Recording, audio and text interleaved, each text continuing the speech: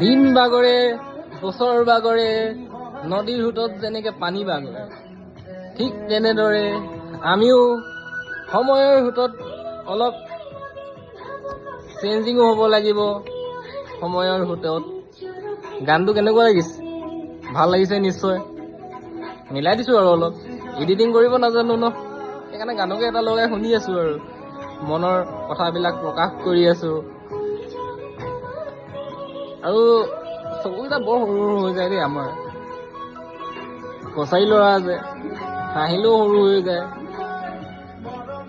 মনবিলাক কথাবিলাক প্ৰকাশ কৰিবলৈ কোনো নাই, সেইকাৰণে আৰু গানটোৰ লগতে কথা পাতোঁ, নিজৰ চেহেৰাটোৰ লগত কথা পাতোঁ।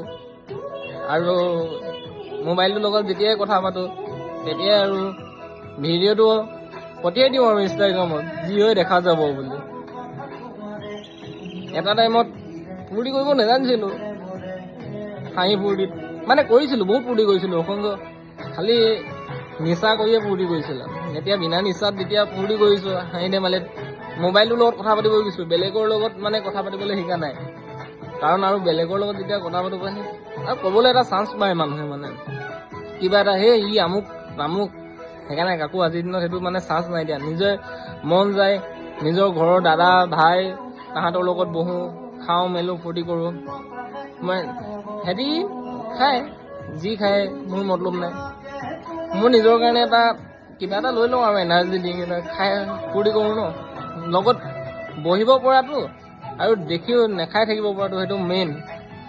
আজিৰ দিনত পাৰিছোঁ, মই পাৰিছোঁ, বেলেগে কিয় নোৱাৰিব? বেলেগেও পাৰিব, বহুতে পাৰিছে। 100%ৰ ভিতৰত যদি 70%ও খাইছে, 30%ও নোখোৱাকৈ এটলিষ্ট আছে কোনোবা। ঠিক নেখায়ো মানুহে ফূৰ্তি কৰিছে, আগুৱাই যাব পাৰিছে। ঠিক তেনেদৰে আগুৱাই যাব লাগিব ভালদৰে। যেনেকৈ গানটোত কৈছে, লিখি যাম তোমাৰ এই নামত আজীৱন গৈছে। মোৰ মনতো তেনেকৈ লিখি যাম আজীৱন।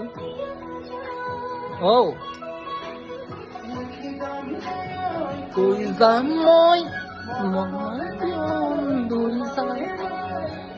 মোৰ প্ৰিয়তমা।